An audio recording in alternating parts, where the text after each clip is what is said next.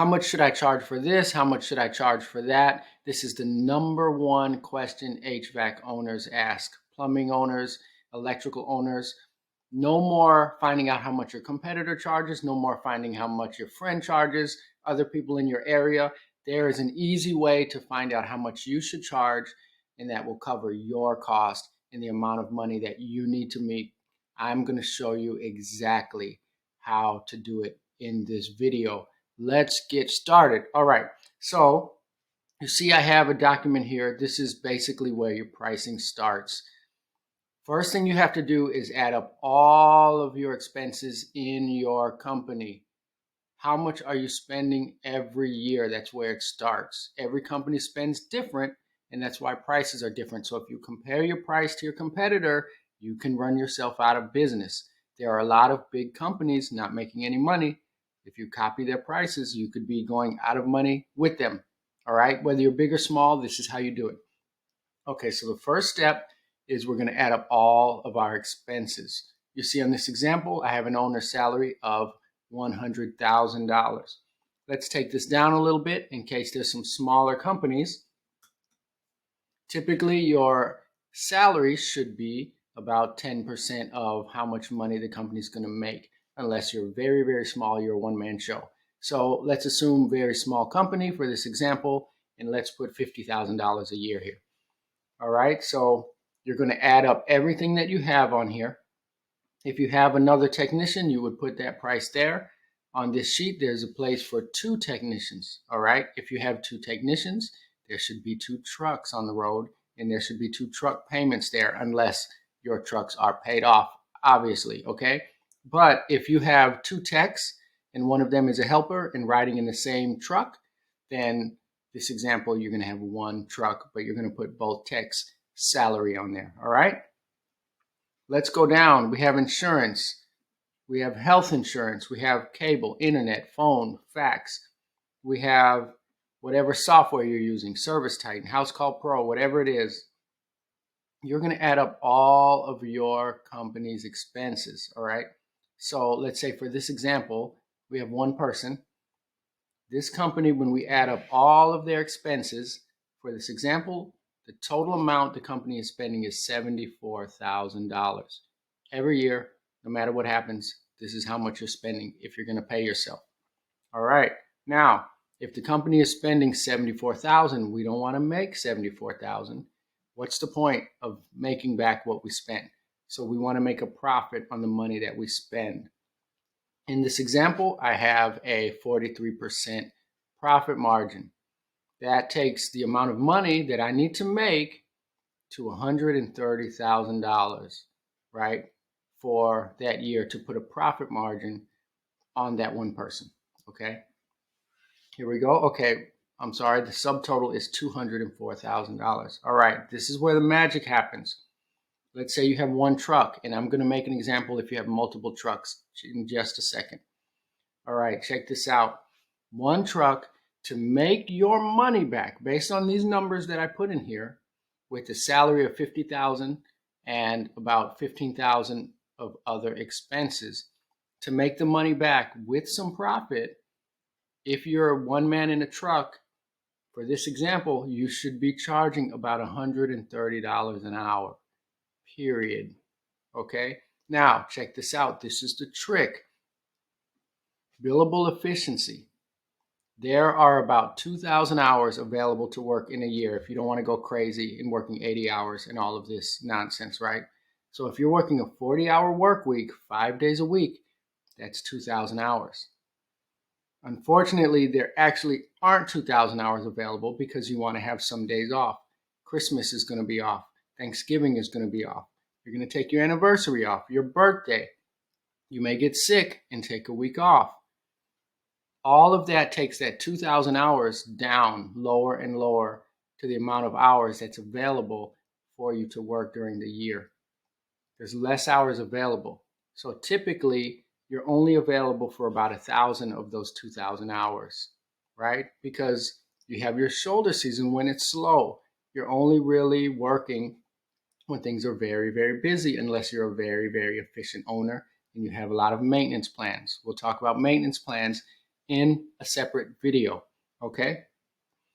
So in this example, if you're not charging $130 an hour for labor, you're going to start losing money. Let's talk about some bigger companies, okay? Let's go back here and let's assume this company has 3 trucks on the road. For this example, this owner, we're going to put $100,000 annual salary. We're going to put 3 technicians here. We're going to pay those technicians, let's assume $60,000, not $600,000. All right, 60,000, 60,000. All right, now we're going to have 3 truck payments. We're going to pay $500 per month on each truck, which is going to put us at $6,000. Right? Now we're going to be spending a little bit more gas. I'm not going to put gas in this example because it's going to be small compared to those salaries. All right. We have all of our expenses here. This is probably pretty low. Let's see what this company is spending. Okay, check it out. This company with 3 technicians and 3 truck payments and an owner's salary. Don't forget to put your owner's salary in the billing. All right. This company, 3 trucks, would be spending $322,000 a year. Period. All right. So if we take a look here, we want to add a profit margin on there, which would bring up the amount, because we don't want to just make the $322,000 that we're going to spend that year. We want to make more to cover our cost and make a profit. All right. Now for this example, I'm going to put quantity of service trucks. So we have 4 people in this company, right? Actually, we do need to add one because we may have an office personnel, all right? Because we have 3 technicians, we want someone in the office. So let's put 50,000 on here for an office person. I'm making these numbers up for the example. You put your numbers in, all right? So that changes things a bit. So in this company, we have 5 people. We have the owner, we have the office person, and we have the 3 technicians. How many service trucks do we have? 3. I'm going to put 3 here. All right, we have 1,500 hours available. In reality, most companies are not that efficient. They're typically billing about 1,000 hours, which means if a technician is on the clock for 8 hours, he's spending about 4 hours driving back and forth at the supply house, in a morning meeting, this and that, right? Remember, if you have a 1-hour morning meeting, you only have 7 hours available. If you're going to the supply house, now you have 6 hours available. If you're going to 4 calls a day, 30-minute travel time in between, you have 4 hours to bill, which means out of the 2,000 hours each person, there's only 1,000 hours available, right? Okay, so for this example, a 3-truck company, they need to bill $341 every hour. Surprisingly, now this is where a lot of people look at this, that's typical. If I plug your numbers in your company, I guarantee you I will come up with something like this, unless you're very, very small, which we just showed a minute ago. Now, your first thoughts are, I can never charge this kind of money because the people in my town won't pay it. I'll never get customers. That's called head trash, okay? You need to take the trash out of your head and put it in the trash where it belongs, because these numbers, there's nothing fancy about them. These are normal numbers. The numbers will tell you how much to charge.